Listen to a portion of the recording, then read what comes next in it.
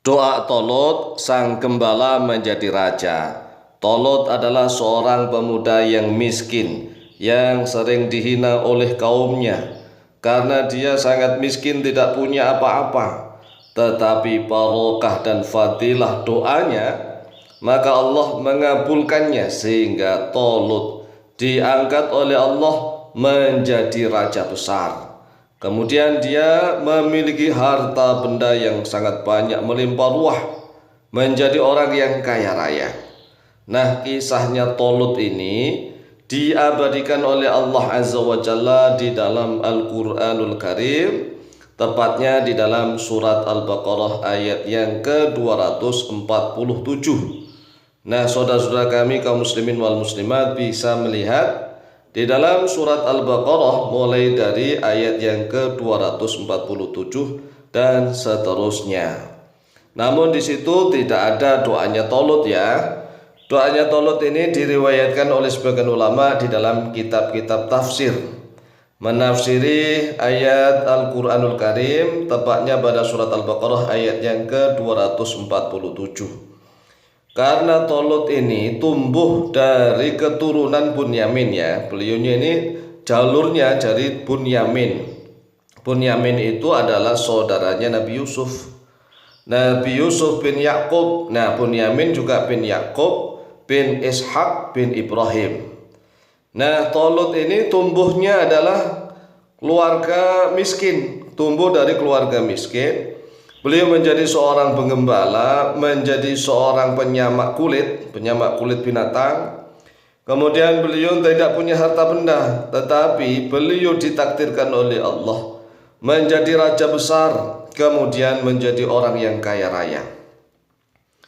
Nah, Tolut ini setelah menjadi seorang raja yang kaya raya, tatkala dia bisa mengalahkan Jalut itu dikalahkan oleh seorang pemuda yang krempeng ya, krempeng yang kecil, yang kurus.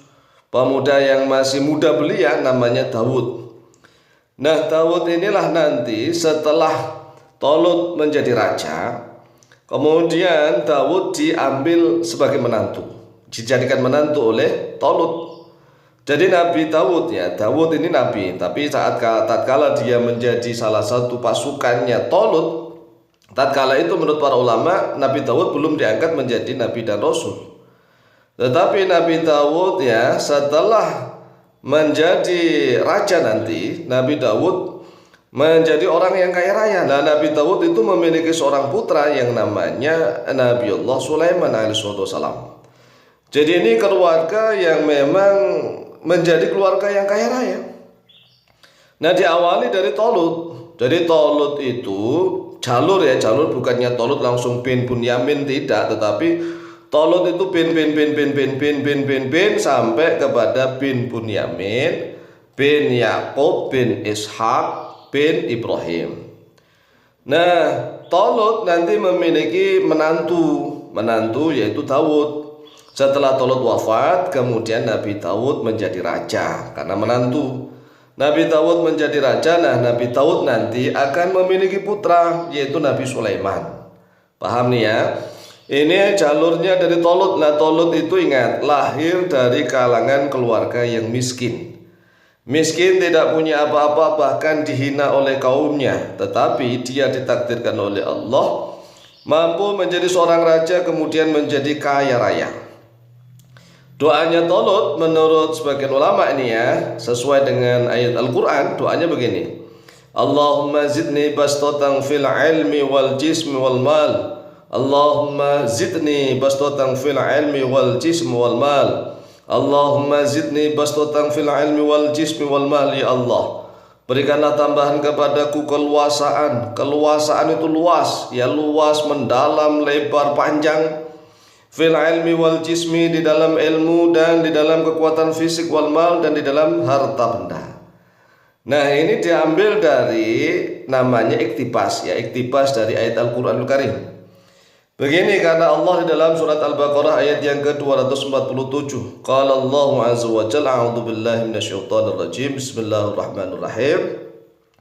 Wa qala lahum nabiyuhum innallaha qad ba'atha lakum taluta malika قالوا أنا يكون له الملك علينا ونحن أحق بالملك منه ولم يؤت سعة من المال قال إن الله اصطفاه عليكم وزاده بسطة في العلم والجسم والله يؤتي ملكه من يشاء والله واسع عليم. Makna bebasnya begini. Wa qala lahum, telah berkata lahum kepada mereka Bani Israel, nabihum oleh nabi-nabi mereka Bani Israel, innallaha qad ba'atha lakum Taluta malika, sesungguhnya Allah telah mengutus untuk kalian Talut sebagai seorang raja. Talut ini raja. Qalu anna yakunu lahul mulku alaina wa nahnu haqqu bil mulki minhu. Mereka Bani Israel membantah, bagaimana Talut bisa memiliki kerajaan di atas kami sedangkan kami lebih berhak.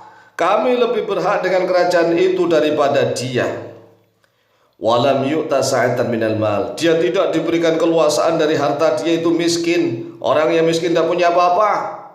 Qala innallaha astafahu 'alaikum wazadu bastatan fil ilmi wal jism. Nabi mereka berkata, sesungguhnya Allah telah memilih Talut.